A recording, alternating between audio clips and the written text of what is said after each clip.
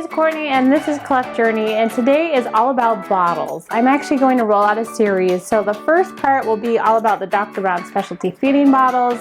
The second part will be all about breast pump bottles, and the third part will be tips and tricks to keep them all clean and talk more about our setup right here.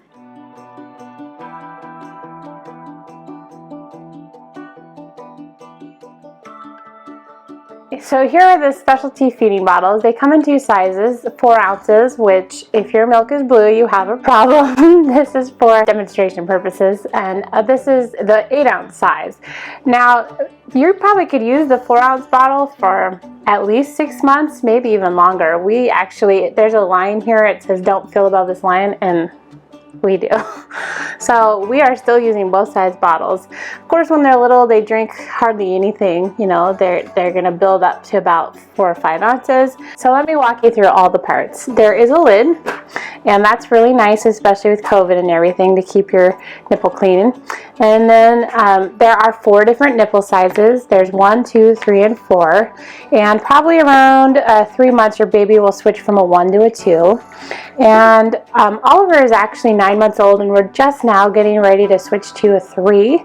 So it kind of is, you know, an individualized thing, but when your baby is taking longer than 30 minutes to feed, then you might want to think about increasing your nipple size. Now, this might look kind of intimidating that there's so many parts, but really they sell colic bottles in the grocery store that any baby can use, and they have almost all of these parts. The only thing that's special to the specialty feeding system that you have to have for a Cleft baby is this valve, and let me show you a close-up. So these just came out of the wash, so they might be a little wet. So as you can see, there's 3 dots on the inside, and then there's this thing that sticks out right in the middle, and it goes through to the other side, and it's floating, and then there's this flat disc on the back, and this turns the bottle into a squirt gun, if you will.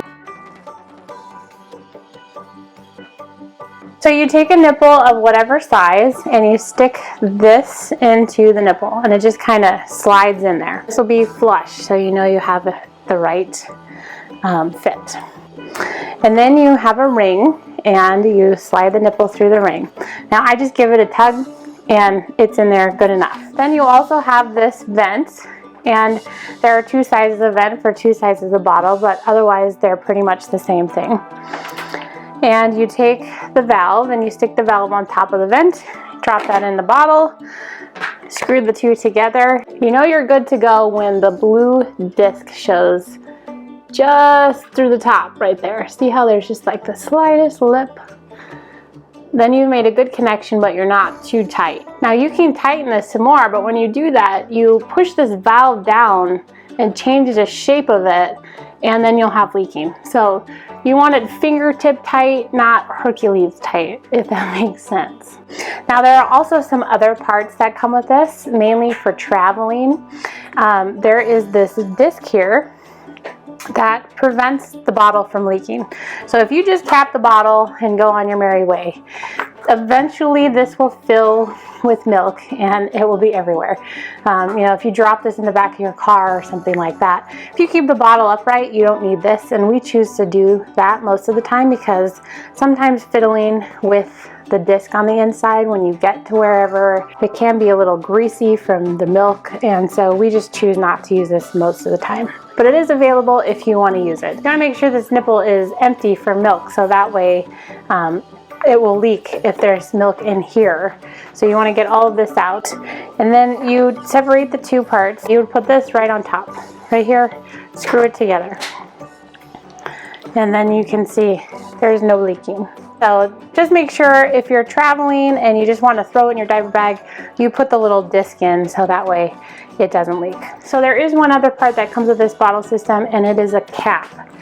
Now this is a great solution if you're like going for a day trip or something. I made a rookie mistake when we were going for a day trip. I filled up a whole bunch of bottles and took them with me, forgetting that I was still going to have to pump during the day, and then I had nowhere to put the bottles. So I was fast and furiously feeding the baby to empty the bottles, washing them out to then fill them up again. So this is a great solution. Fill the bottle all the way up for however many ounces your baby eats. Maybe take 1 or 2, cap them off, and then just bring the parts along with you so that you can feed the baby that way.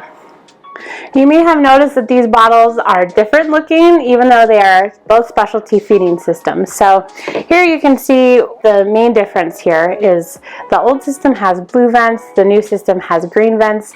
The circumference has changed slightly. This used to be a little wider, so I could just drop it on and take it off, and I actually like that a little better. Now you kind of have to do a little finagling, especially when they're brand new. They're kind of tight to go on here. Everything's kind of a little smaller all the way around, and let me show you that too. So here you can see this is a short valve and a long valve, so they're a little bit different here. And these are like literally maybe a millimeter or two different, but they are different. And then you can see most notably the difference here. And then again, they're smaller on this side. So that's the difference between the bottles. They all are specialty feeding bottles. So if you're just now ordering a specialty feeding system, chances are you're going to get the green with the green, and it comes with the clear lid.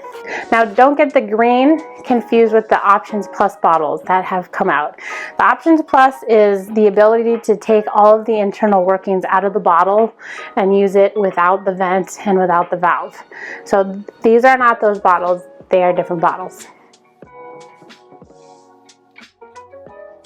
The best way to get going is to tip it down, fill the nipple like it is here. You might need to give it a squirt to be over a sink or something, and fill the nipple. And then the best way to feed the baby in the beginning is horizontal, so that they can get the hang of eating at their own pace. If you tip the bottle down like this, I think you can see that it's dripping. So it's the same idea of, you know, a cow udder. You turn it upside down and you squeeze, and a lot of milk is going to come out. It's very forceful. But if you go horizontal and you just keep the milk here, the baby can then chew and eat at its own pace. So let's look at how the bottle works. So inside is this blue valve, and that turns this bottle into a squirt gun. So your baby doesn't have to have suction. As you can see, the milk just readily comes out. And you're going to want to fill this nipple like this and have the milk down in the very tip of the nipple so that the baby can eat however they want to eat. Being horizontal is probably the best way also. Just make sure that there's milk here, so that way it will go down into the tip. If the bottle is too far back, the baby will take in a lot of air, which is already an issue for cleft babies, so you don't want that. And if you point it down too far, especially in the very beginning, you could choke them because it's just too much pressure, and you're kind of putting a lot of pressure on them to like hurry up and eat kind of thing. And so the best way is sort of horizontal. Let them eat at their own rate until they get the hang of it. Now with Oliver, he had an immature swallow reflex, so I'll put a picture so you can see that the way that the nurses decided to feed him. And I love nurses and they do a great job, but there were definitely nurses in the hospital that did not know how to feed a cleft baby. And so I didn't realize that. That thought didn't even cross my mind when I was going into the hospital, that maybe the nurse doesn't know how to feed a cleft baby. And it's true, and I'm not bagging on nurses. They're wonderful. I love nurses, but some of them don't know how to feed a cleft baby. So it's horizontal. And you know, the higher you tip the bottle higher, but in like micro movements, right?